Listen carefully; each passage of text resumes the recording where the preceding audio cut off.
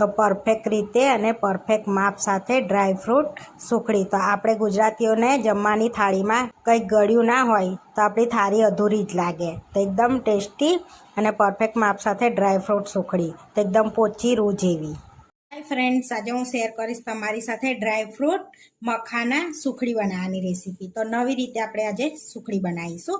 તો અહીં આગળ બધું મેં લઈ લીધું છે. તો 2 વાડકી લોટ લીધો છે ઘઉંનો. રોટલી બનાવીએ ને તે જે 2 વાડકી આપણે લોટ લીધો છે એ જ માપથી આપણે ઘી લેવાનું છે. તો 1 વાડકી ઘી અને એ જ માપથી 1 વાડકી ગોળ.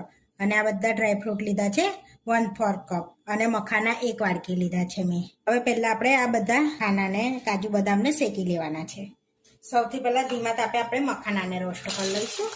1 વાડકી જેવા ક્રિસ્પી થાય ને ત્યાં સુધી આપણે એને રોસ્ટ કરવાના છે ધીમા તાપે. હવે એમાં અડધી ચમચી આપણે ઘી એડ કરીશું. જે આપણે ઘી લીધું છે એમાંથી જ એડ કરવાનું છે વાડકીમાંથી.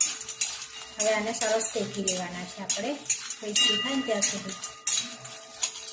હવે આપણે 2 મિનિટ જેવું થઈ ગયું છે. મખાના રોસ્ટ કરી લીધા છે. તો જોઈ શકો છો આપણા મખાના એકદમ ક્રિસ્પી થઈ ગયા છે. હવે મખાનાને આપણે પ્લેટમાં કાઢી લઈશું. હવે એમાં અહીં આપણે 1 ચમચી ઘી લઈશું. હવે કાજુ બદામ એડ કરી દઈશું અંદર આપણે, અને પિસ્તા. આને બી આપણે 2 મિનિટ સુધી શેકી લઈશું સરસ એવા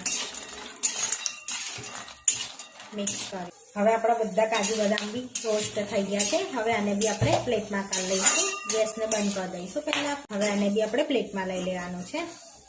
તો હવે આપણે આ બધું પહેલા ઠંડુ કરી લેવાનું છે. એટલે આપણે એને હે ને દાણેદાર પાવડર કરી દેવાનો છે પીસીને. તો આપણે કાજુ બદામ ને પિસ્તા અને મખાનાને શેકી લીધા છે. હવે આપણે એને બિલકુલ ઠંડા થવા દઈશું, જેથી આપણે એકદમ દાણેદાર પાવડર તૈયાર કરવાનો છે. અચકચરું આપણે પીસવાનું છે એને, જેથી ક્રંચ સુખડીમાં આવશે ને તો ટેસ્ટી આપણી સુખડી લાગશે. બધું ઠંડુ થઈ ગયું છે. તો હવે આપણે એને અચકચરું પીસી લઈશું. મિક્સરમાં એડ કરી દઈશું. હવે આપણે બાઉલમાં હવે ઢાંકીને પીસી લઈશું આપણે. હવે આપણે જોઈ લઈશું. તો આ રીતનો અચકચરો દાણેદાર આપણે પાવડર તૈયાર કરી લેવાનો છે.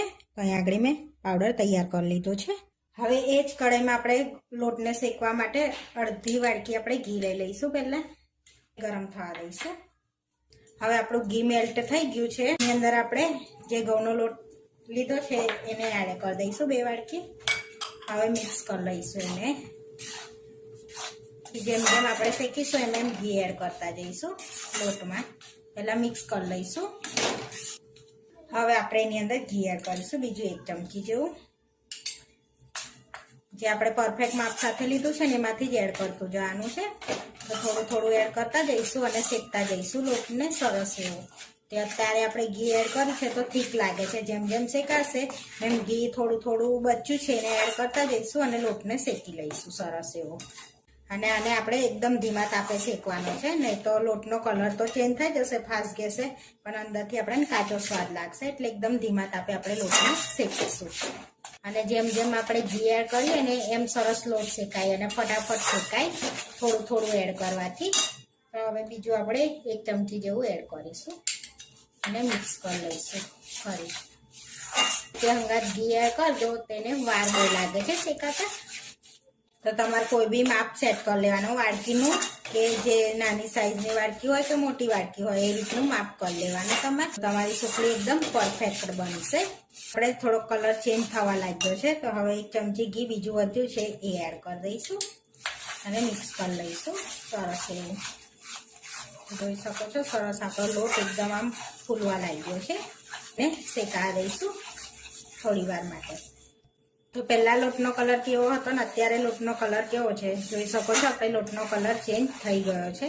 તો આપણે અહીંયા આગળ 6 થી 7 મિનિટ જેવું થઈ ગયું છે લોટને શેકીએ. જોઈ શકો છો કલર બી ચેન્જ થઈ ગયો છે. બદામી રંગનો કલર આવી ગયો છે એમાં.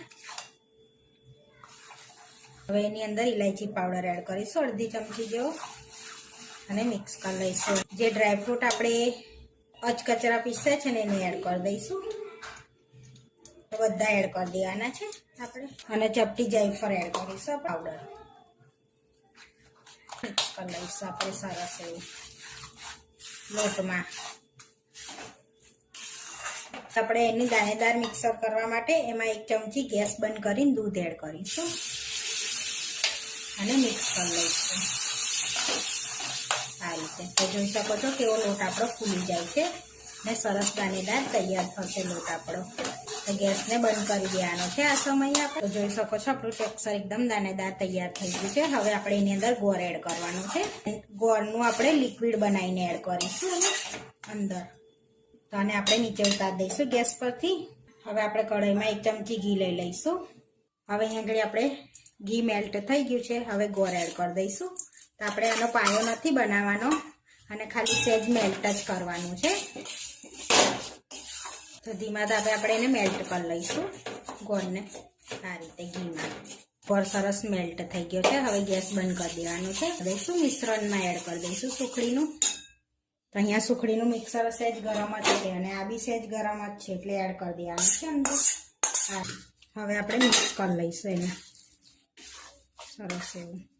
જો આ રીતે તમે મિક્સ કરો ને લિક્વિડ બનાવીને તો એકદમ સરસ એવી સુખડી આપણી બનીને રેડી થશે. સરસ એવું સુખડીમાં મિક્સ થાય છે લોટની અંદર ગોળ. જ્યારે ગરમ હોય ને ત્યારે જ એડ કરી દેવાનું. તો જોઈ શકો છો આપણું એકદમ સરસ એવું મિશ્રણ રેડી થઈ ગયું છે. પ્લેટમાં ઠારી લઈશું. તો આપણું પ્લેટ લઈ લીધી છે અને ઘીથી આપણે ગ્રીસ કરી લઈશું પહેલાં સરસ એ રીતે આ રીતે. પ્લેટને ઘીથી ગ્રીસ કરી લીધી છે. હવે જે મિશ્રણ બનાવ્યું હતું ને એ એડ કરી દઈશું આપણે આ રીતે અને સરસ આપણે પ્રેસ કરી લઈશું આ રીતે. તો આ રીતે પ્લેટમાં બધી બાજુ આપણે સેટ કરી દેવાની છે.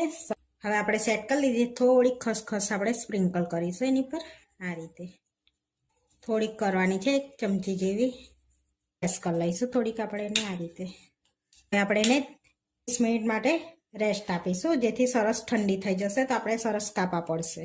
તો આપણે સેટ થવા રાખી લઈશું 30 મિનિટ માટે. આપણે 30 મિનિટ થઈ ગયા છે તો સુખડી સરસ સેટ થઈ ગઈ છે. તો હવે આપણે કટ લગાડી લઈશું. તો આપણે પહેલાં ઊભા કટ લગાડીએ છીએ. તો જોઈ શકો છો સરસ એવા કટ પણ લાગે છે આપણે સુખડીમાં. સરસ એવા કે નથી કડક થઈ ગઈ આપણી સુખડી. હવે આડા કટ લગાડી લઈશું આપણે આ રીતે. તો આપણે આડા ને ઊભા કટ લગાડી લીધા છે. તો તમને એક પીસ કાઢીને બતાવું. તો જોઈ શકો છો સરસ એવો આપણે પોચી અને સરસ એવી સોફ્ટ સુખડી બની ગઈ છે. તો હવે આપણે સર્વ કરી લઈશું. હવે પ્લેટમાં લઈ લઈશું આપણે સુખડી. તો આપણે સર્વ કરી લીધી છે પ્લેટમાં સુખડીને સરસ. આ સુખડીને તમે પ્રસાદમાં પણ ધરાઈ શકો છો. ટેસ્ટી મખાના ડ્રાયફ્રૂટ સુખડી બનીને રેડી થઈ ગઈ છે. આ વિડીયો જોવા માટે મારી ચેનલને સબસ્ક્રાઈબ કરો, લાઇક કરો અને શેર કરો અને તમે જરૂરથી ટ્રાય કરો. ફરી મળીશું નવા વિડીયોમાં અને કોમેન્ટ કરીને જરૂરથી જણાવજો કે તમને આ મારી રેસીપી કેવી લાગી.